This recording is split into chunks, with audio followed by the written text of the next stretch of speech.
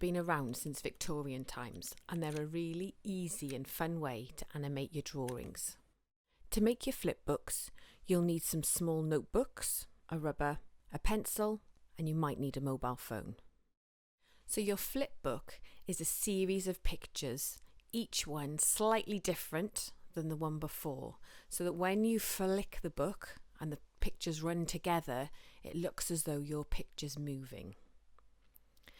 You can line up your pictures by just turning the page and checking where you drew last, or if you wanted to, you could use a technique called onion skinning, which is where you put a light underneath, and that helps you to guide where your pictures need to be drawn.